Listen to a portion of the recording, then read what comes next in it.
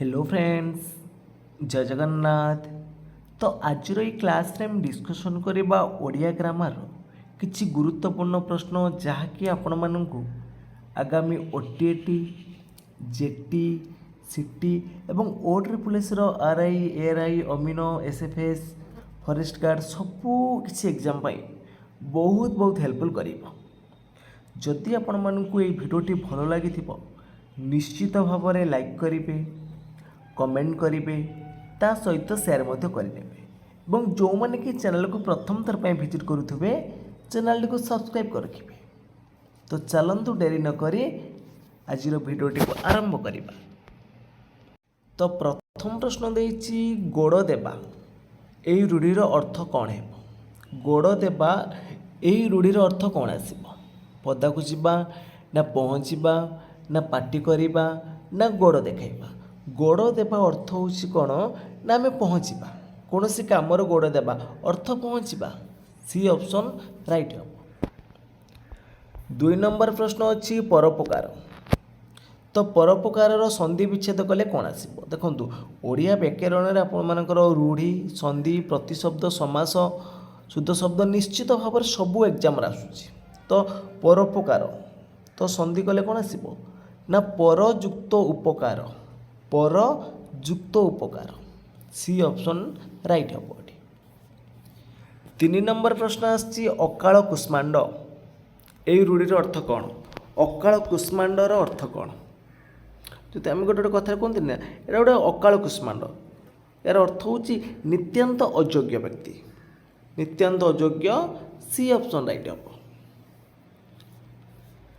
परवर्ती प्रश्न अच्छी बाकु बता यही रूढ़ीर अर्थ कौन आसब? बाकु बता तो यही रूढ़ीर अर्थ कौन आसब? क्षण पवन ना चाल घर ना क्षण आश्रय ना टीण घर। तो बाकु बता अर्थ हूँ कौन? क्षण आश्रय। क्षण पवन मारे बा अर्थ पवन भाविक मारे तो क्षण आश्रय हम ये राइट आंसर।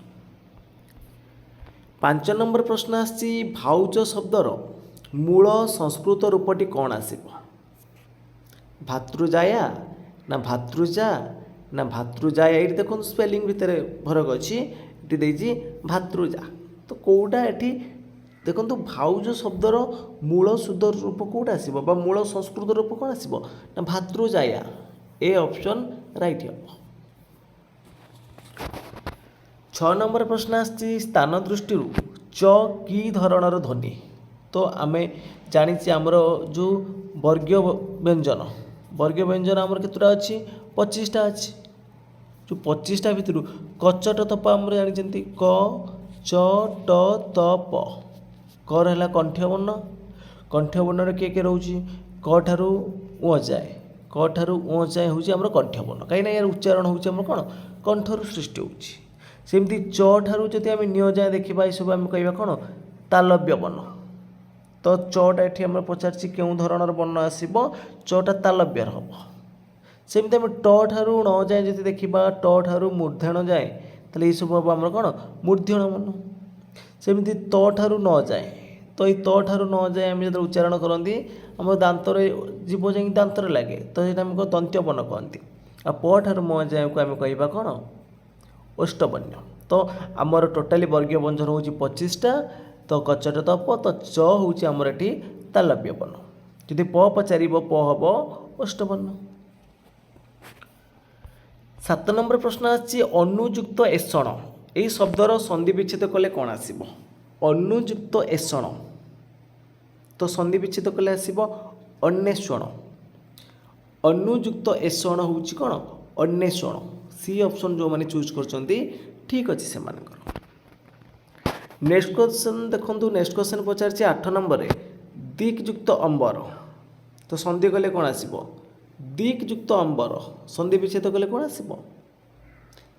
ये देखो कटा कौन ना गे परिणत हो। तो संधिर किसी आम रूल अच्छी। तो जिते आम डिस्कसन करिया संधि उपरे तो कटा ग दिगंबर हो।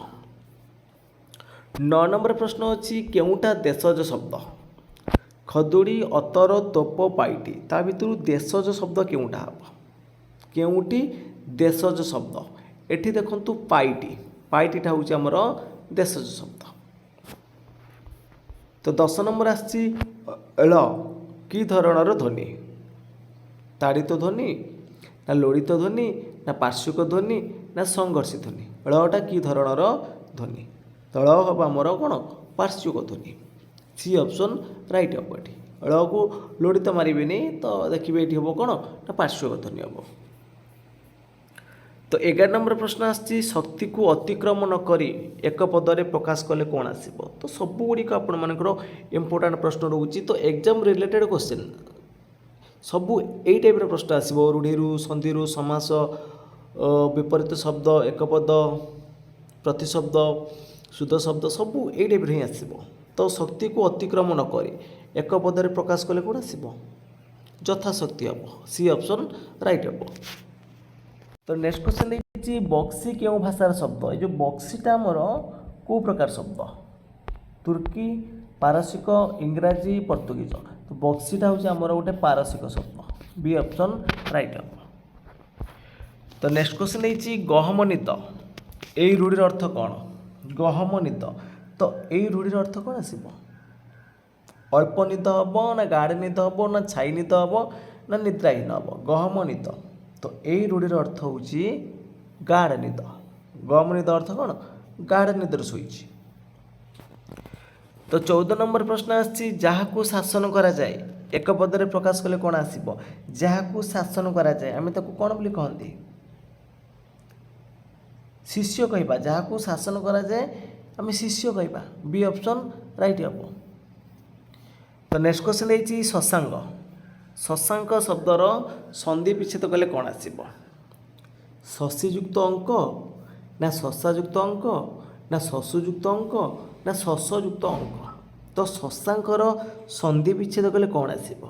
ତ ଏଇ ପ୍ରଶ୍ନର ସଠିକ୍ ଉତ୍ତର କ'ଣ ହେବ ଆପଣମାନେ କମେଣ୍ଟ ବକ୍ସରେ ଜଣାଇବେ। ତ ଦେଖିବା କେତେଜଣ ଏହାର ସଠିକ୍ ଉତ୍ତର ଦେଇପାରୁଛନ୍ତି। ତ ନେକ୍ସଟ କ୍ୱେଶ୍ଚନ୍ ଦେଇଛି ଠିକ୍ ବନାନଯୁକ୍ତ ଶବ୍ଦଟିକୁ ବାଛ। ଦୁର୍ଗାର ଶୁଦ୍ଧ ରୂପ କେଉଁଟା ଠିକ୍ ଅଛି? ଏଠି ଦୁର୍ଗାର ଶୁଦ୍ଧ ରୂପ କେଉଁଟା ଠିକ୍ ହେବ? ଦେଖନ୍ତୁ ହର୍ଷଉକାର ରହିବ, ଆପଣମାନଙ୍କର ଦୀର୍ଘଉକାର ରହିବନି, ଆଉ ଗରେ ରେଫ୍ ରହିବ। ତ ଏଠି ବି ଅପସନ୍ ଠିକ୍ ଅଛି। ସେମିତି ପରବର୍ତ୍ତୀ ପ୍ରଶ୍ନ ଦେଖିବା ଦେଇଛି କେଉଁଟା ଠିକ୍ ଅଛି? ଆନୁଷଙ୍ଗିକ, ଅନୁସରଣ, ଅଷ୍ଟାବକ୍ର, ଅଭ୍ୟସ୍ତ। ତ ଆନୁଷଙ୍ଗିକ ପ୍ରଥମେ ଦେଖିବା। ଆନୁଷଙ୍ଗିକଟା ଭୁଲ ଅଛି। ଏଇଠି ଆପଣମାନଙ୍କର ଦନ୍ତେଶ ହେବନି, ମୂର୍ଧନ୍ୟାସ ଥିଲେ ଏଇଟା ଠିକ୍ ହେଇଥାନ୍ତା। ଏଇଟା ଭୁଲ ଅଛି। ତ ଶୁଦ୍ଧ ଶବ୍ଦ ବାସିଛି। ଅନୁସରଣ ଦେଖନ୍ତୁ, ଏଇଠି ଆପଣମାନଙ୍କର ତାଲବେଶ ହେବନି, ଏଇଠି ଆପଣମାନଙ୍କର ଦନ୍ତେଶ ରହିବ।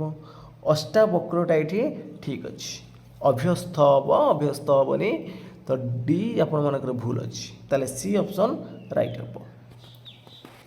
ତ ନେକ୍ସଟ ପ୍ରଶ୍ନ ଆସିଛି ପକ୍ୱ। ଏଠାରେ ଥିବା ଧାତୁଟି ଲେଖ। ପକ୍ୱରେ କେଉଁ ଧାତୁ ଅଛି? ପକ୍ୱ ଏଠି ପଚ ଧାତୁରୁ ସୃଷ୍ଟି ହେଇଛି। ତ ଏଠି ବି ଅପସନ୍ ଦେଖନ୍ତୁ ରାଇଟ୍ ହେବ। ପରବର୍ତ୍ତୀ କ୍ୱେଶ୍ଚନ୍ ଅଛି ଗୁଣି। ଏଠାରେ ଇନ୍ ପ୍ରତ୍ୟୟ କେଉଁ ଅର୍ଥରେ ହୋଇଛି?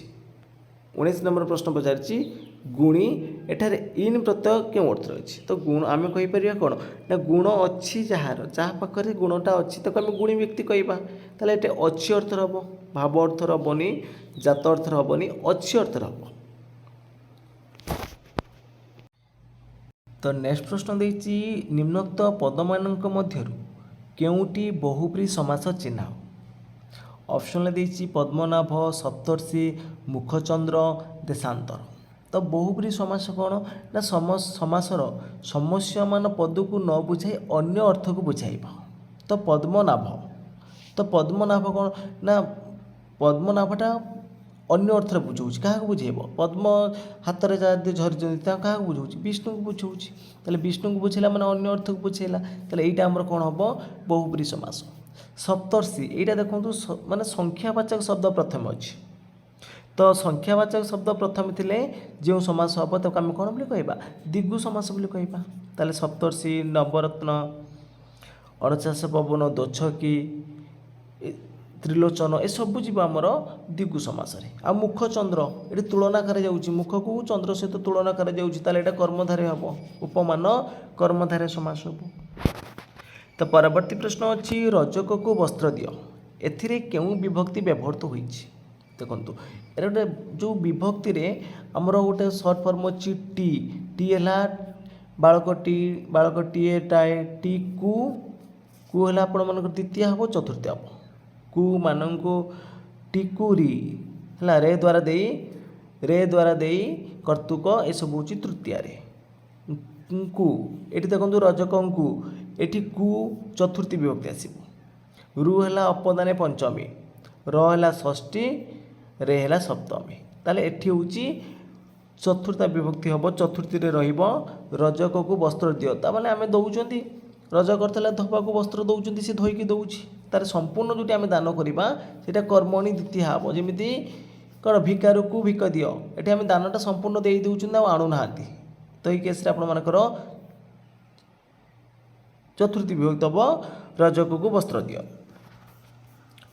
तो नेक्स्ट क्वेश्चन देछि जेउ समास रे पूर्व पदर द्वितीय ठारू सप्तमी पर्यंत कौन सी विभक्ति लोप पाई थाए ताकू की समास कहबा तो द्वितीय ठारू सप्तमी जाए जोटी विभक्ति लगी ताकू आम तत्पुरुष समास बोली कहती तत्पुरुष समास होची कौन द्वितीय ठारू सप्तमी जाए विभक्ति लगी।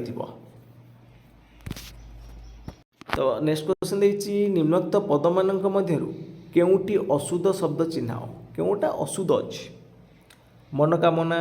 मनोकामनाटा प्रथम देखंतु एटा कौन अछि अशुद्धि अछि ना नहीं मनोकामना हम मनस्कामना हम दुरवस्था परिच्छेद संगत तो अशुद्धि चिन्ह तो ए ऑप्शन ठीक अच्छे।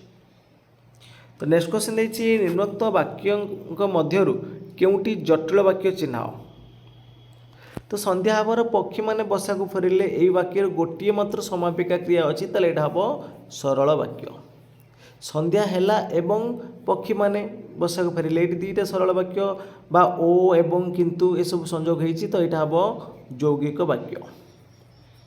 तो जेते बेले संध्या हेला पक्षी माने बसा को फेरिले जेते बेले एटी देखो गोटे पद आउ गोटे पद को अपेक्षा करूछि ताले एई केस रे कोन हबो ना एटा हबो प्रधान वाक्य एटा आश्रित वाक्य। तो जिते बेले संध्या हेला सेते बेले पक्षी माने बसा को फेरिले ताले एटा हबो जटिल सी ऑप्शन राइट हबो एठी। तो नेक्स्ट क्वेश्चन देछि निम्नोक्त पद मानक मध्यरु केउटी तदित पद चिन्हाओ तो तदित पद कोन जोटी हमर शब्द सहित मन रखिबे जोटी हमर शब्द सहित प्रत्यय लागिथिबो सेटा होछि हमर तदित पद। तो एठी तदित पद कोटा अछि आठ युक्त हाथी एटा होछि हमर शब्द सहित प्रत्यय लागिछि ताले एटा हबो हमर तदित पद। तापर देछि आपण मानक देखंतु निम्नोक्त पद मानक मध्यरु केउटा सादृश्य अर्थक अवय सदृश्य देखुछि किंतुटा होछि वियोजक अवय हला सादृश्य तापरी से ही परिबनी तो एटी परिटा होछि कोन ना सादृश्य तो एटी बी ऑप्शन राइट हबो। तो नेक्स्ट प्रश्न देछि निम्नोक्त मध्यरु केउटी विसर्ग संधिर उदाहरण विसर्ग देखंतु ए विसर्ग संधि देखंतु कोन ना गोटे विसर्ग पद संधि होउछ कोन ना परस्पर ततोधिक दुईटी पदर मिलन को संधि कहबा माने पूर्व पदर शेष वर्ण सहित पर पदर आद्य वर्णर मिलन को आमे संधि बोली कहंती ताले एटी विसर्ग संधि कोन गोटे विसर्ग थिबो तापर विसर्ग हो बा स्वर वर्ण हो बा व्यंजन वर्ण हो ताले आमे सेटा को आमे कहि परिबा विसर्ग संधि। एटी पुनः युक्त रपि पुनरपि एटी पुनः युक्त रपि हला पुनरपि ताले एटा हबो विसर्ग संधि ए ऑप्शन राइट हबो। तो नेक्स्ट क्वेश्चन देछि केउटा कृदंत पद निम्नोक्त पद मानक मध्यरु केउटा कृदंत पद तो कृदंत पद कोन ना कृदंत पद होछि जेउठी हमर कोन ना धातु सहित प्रत्यय थिबो धातु सहित प्रत्यय थिले सेटा को आमे कृदंत कहबा आ जोटा शब्द सहित प्रत्यय थिबो सेटा को आमे तदित कहबा। एटी चल युक्त एणी कोन होछि चलणी एटी चल एटी देखो हलंद लगिला चल युक्त अणी चलणी तो एटी होछि कोन ना एटा होछि हमर गोटे कृदंत पद। तो नेक्स्ट क्वेश्चन देछि निम्नलिखित मध्यरु केउटी रे तृतीय विभक्तिर व्यवहार होई नै पिलाटी भोकरे कांदुछि एटी रे लागिछि रे नाम रहउछि गोटे कारण देखउछि तो रे द्वारा दे कर्तुक ताले एटा होछि हमर कोन तृतीय विभक्ति। संग्राम बयस रे सान एटी रे लागिछि ଟଙ୍କାରେ ଗୋଟିଏ ଲେମ୍ବୁ ଏଠିରେ ଅଛି, ସଟକୁ 60 ଦରକାର, ଏଠି କୁ ଲାଗିଛି ତ ଏଇଟା ବରାଇ ଲାଗିନି, ତ ଏଇଟା ଆମର ହେଉଛି କ'ଣ ତୃତୀୟ ବିଭକ୍ତି। ତାହେଲେ ଡି ଅପସନ୍ ରାଇଟ୍ ହେବ। ଏଇଠି କ'ଣ ନା ତୃତୀୟ ବିଭକ୍ତିର କୌଣସି ବ୍ୟବହାର ହେଇନି। ତ ନେକ୍ସଟ କ୍ୱେଶ୍ଚନ୍ ଦେଇଛି ନିମ୍ନଲିଖିତ ବାକ୍ୟମାନଙ୍କ ମଧ୍ୟରୁ କେଉଁଟି ଭାବବାଚ୍ୟ ନିର୍ଣ୍ଣୟ କର। କେଉଁଟା ତ କେଉଁଟା ଭାବବାଚ୍ୟ, ଗୋଟେ ଭାବକୁ ବୁଝାଉଛି। ଏଠି ଦେଖନ୍ତୁ ଚଢ଼େଇମାନେ ଆକାଶରେ ଉଡ଼ୁଛନ୍ତି, କଳିଙ୍ଗ ଯୁଦ୍ଧରେ ଅସଂଖ୍ୟ ସୈନ୍ୟ ନିହତ ହେଲେ, ଏକାମ ପାଇଁ ସେମାନେ ଆସିବା ଦରକାର ନାହିଁ, ସେ ମୋଠୁ କିଛି ଟଙ୍କା ଧାର ନେବେ। କେଉଁଟା ଭାବବାଚ୍ୟ? ଏଠି ଭାବବାଚ୍ୟ ହେଉଛି କ'ଣ ନା ଏକାମ ପାଇଁ ସେମାନେ ଆସିବା ଦରକାର ନାହିଁ। ନେକ୍ସଟ କ୍ୱେଶ୍ଚନ୍ ଦେଇଛି ନିମ୍ନୋକ୍ତ ପଦମାନଙ୍କ ମଧ୍ୟରୁ କେଉଁଟି ନି ଉପସର୍ଗଯୁକ୍ତ ଶବ୍ଦ। କେଉଁଠି ନି ଉପସର୍ଗ ଲାଗିଛି? ନି ଯୁକ୍ତ ରବ ନିରବ, ନି ଯୁକ୍ତ ରବ ନିରବ। ଦେଖନ୍ତୁ କେଉଁଟା ନି ଉପସର୍ଗ ବ୍ୟବହାର କରାଯାଇଛି, ତ ଏଠି ସଠିକ ଉତ୍ତର କ'ଣ ଆସିବ ନା ନିଦ୍ରିତ। ଏଠି ଦେଖନ୍ତୁ ନି ରହିଛି, ଏଠି ନି ରହିଛି, ତ ନିଦ୍ରିତ ହେବ ଏଠି ରାଇଟ୍ ଆନ୍ସର। ତ ନେକ୍ସଟ କ୍ୱେଶ୍ଚନ୍ ଦେଇଛି ନିମ୍ନୋକ୍ତ ପଦମାନଙ୍କ ମଧ୍ୟରୁ କେଉଁଟା ସ୍ତ୍ରୀଲିଙ୍ଗ ବାଚକ ଶବ୍ଦ। କେଉଁଟା ସ୍ତ୍ରୀଲିଙ୍ଗ? ବୈଶ୍ୟ ହେବନି, ବୈଶ୍ୟା ହେଇଥିଲେ ସ୍ତ୍ରୀଲିଙ୍ଗ ହେଇଥାନ୍ତା, ଏଇଟା ଭୁଲ ଅଛି। ଧନିନି ଏଇଟା ଠିକ୍ ଅଛି ଆପଣମାନଙ୍କର, ଡି ଅପସନ୍ ରାଇଟ୍ ହେବ। ତ ନେକ୍ସଟ କ୍ୱେଶ୍ଚନ୍ ଦେଇଛି ନିମ୍ନୋକ୍ତ ପଦମାନଙ୍କ ମଧ୍ୟରୁ କେଉଁଟି ଦେଶଜ ଶବ୍ଦ। କେଉଁଟା ଦେଶଜ ଶବ୍ଦ?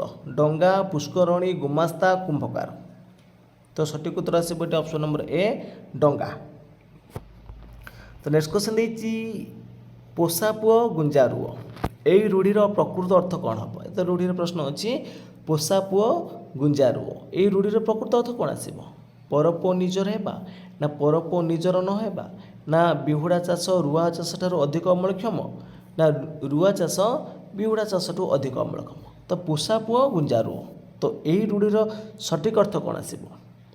ତ ସଠିକ ଅର୍ଥ ହେବ କ'ଣ ନା ରୁଆ ଚାଷ ବିହୁଡ଼ା ଚାଷଠୁ ଅଧିକ ଅମଳକ୍ଷମ ହୋଇଥାଏ। ତ ଡି ଅପସନ୍ ଯେଉଁମାନେ ଚୁଜ୍ କରିଛନ୍ତି ଠିକ୍ ହେବ ସେମାନଙ୍କର। ନେକ୍ସଟ କ୍ୱେଶ୍ଚନ୍ ଦେଇଛି ଜିଜ୍ଞାସା। ତ ଜିଜ୍ଞାସାର ଅର୍ଥ କ'ଣ ନା ଜାଣିବାର ଇଚ୍ଛାକୁ ଆମେ ଜିଜ୍ଞାସା ବୋଲି କହିବା। ଏକ ପଦରେ ପ୍ରକାଶ କଲେ ଜାଣିବାର ଇଚ୍ଛା ହେଉଛି ଜିଜ୍ଞାସା। ତ ନେକ୍ସଟ କ୍ୱେଶ୍ଚନ୍ ଦେଇଛି ଅସମାହିତ। ଅସମାହିତ ମାନେ କ'ଣ ନା ଯାହାର କିଛି ସମାଧାନ ନାହିଁ, ତାକୁ ଆମେ କ'ଣ ବୋଲି କହିବା ନା ଅସମାହିତ, ଯାହାର କିଛି ସମାଧାନ ନାହିଁ। ତ ନେକ୍ସଟ କ୍ୱେଶ୍ଚନ୍ ଦେଇଛି ଅକ୍ଷମଣୀୟ। ଅକ୍ଷମଣୀୟ, ତ ଅକ୍ଷମଣୀୟ ମିନ୍ସ କ'ଣ? ଅକ୍ଷମଣୀୟ ମାନେ ଯାହାର କ୍ଷମା ନାହିଁ, ଡି ଅପସନ୍ ଏଠି ରାଇଟ୍ ହେବ। ଯେମିତି ନେକ୍ସଟ କ୍ୱେଶ୍ଚନ୍ ଦେଇଛି ପ୍ରାସାଦ। ତ ପ୍ରାସାଦ ଅର୍ଥ କ'ଣ ଆସିବ? ପ୍ରାସାଦ ଅର୍ଥ କ'ଣ ନା ପ୍ରାସାଦର ଅର୍ଥ ହେଉଛି ବଡ଼ କୋଠାଘର। ପ୍ରସାଦ ଅର୍ଥ ହେଲା ଭୋଗ, କିନ୍ତୁ ପ୍ରାସାଦ ଅର୍ଥ ହେଉଛି ବଡ଼ କୋଠାଘର, ଡି ଅପସନ୍ ରାଇଟ୍ ହେବ। ତ ନେକ୍ସଟ କ୍ୱେଶ୍ଚନ୍ ଦେଇଛି ସଂଘରୋଧ। ସଂଘରୋଧ ମିନ୍ସ କ'ଣ ନା ବିନା ସାଙ୍ଗ ରହିବା। ସଂଘରୋଧ ଅର୍ଥ ହେଉଛି ବିନା ସାଙ୍ଗରେ ରହିବା। ତ ନେକ୍ସଟ କ୍ୱେଶ୍ଚନ୍ ଦେଇଛି ନିମ୍ନଲିଖିତ ବାକ୍ୟମାନଙ୍କ ମଧ୍ୟରୁ କେଉଁଟି ଏକ ବିସ୍ମୟ ସୂଚକ ବାକ୍ୟ। ତୁମେ କ'ଣ ଏ କାମ କରିପାରିବ। ଏଠି ପ୍ରଶ୍ନ ସୂଚକ ଚିହ୍ନ ଲାଗିଲେ ଏଇଟା ଭୁଲ ହେବ। ଏଇଟା ବି ଦେଖନ୍ତୁ ଫୁଲ୍ ଷ୍ଟପ୍ ଅଛି, ଏଠି ଭୁଲ ହେବ। ଆଜି କି ଟାଣ ଖରା ଆଉ ଗୋଟେ ଦେଇଛି ମୋତେ ଟଙ୍କାଟିଏ ଦିଅ ବାବୁ। ତ ଏଠି ବିସ୍ମୟ ସୂଚକ ଦୁଇଟା ଚିହ୍ନ ରହିଛି, କିନ୍ତୁ ବିସ୍ମୟ ସୂଚକ ବାକ୍ୟ ହେବ ଆଜି କି ଟାଣ ଖରା, ସି ଅପସନ୍ ଏଠି ରାଇଟ୍ ହେବ। ତ ନେକ୍ସଟ କ୍ୱେଶ୍ଚନ୍ ଦେଇଛି ଅନ୍ଧର ଲହୁଡ଼ି, ଏଇ ରୂଢ଼ିର ଅର୍ଥ କ'ଣ ହେବ? ଅନ୍ଧର ଲହୁଡ଼ି, ତ ଏଇ ରୂଢ଼ିର ଅର୍ଥ କ'ଣ ନା ଅସହାୟର ସହାୟ, ଏ ଅପସନ୍ ରାଇଟ୍ ହେବ। ତ ନେକ୍ସଟ କ୍ୱେଶ୍ଚନ୍ ଦେଇଛି ଦେଶକେ ଫାଙ୍କ ନଈକେ ବାଙ୍କ, ଏଇ ଲୋକବାଣୀର ଅର୍ଥ କ'ଣ ହେବ? ଦେଶକେ ଫାଙ୍କ ନଈକେ ବାଙ୍କ, ତ ଏଇ ଲୋକବାଣୀର ଅର୍ଥ ହେଉଛି ଭିନ୍ନ ସ୍ଥାନରେ ଭିନ୍ନ ଜଳରେ, ବି ଅପସନ୍ ଯେଉଁମାନେ ଚୁଜ୍ କରିଛନ୍ତି ଠିକ୍ ଅଛି ସେମାନଙ୍କର।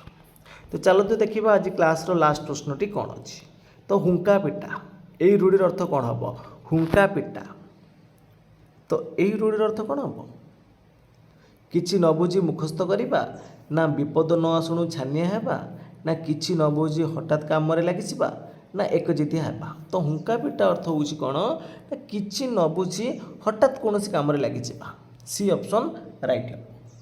ତ ଫ୍ରେଣ୍ଡସ୍ ଆଜିର କ୍ଲାସ୍ଟି ଏଠି ସରିଯାଇଛି।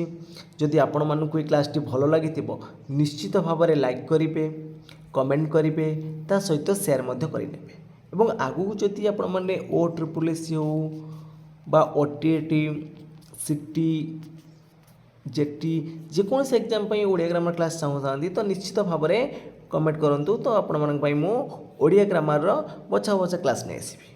तो फ्रेंड्स आज पे जय जगन्नाथ जय हिंद।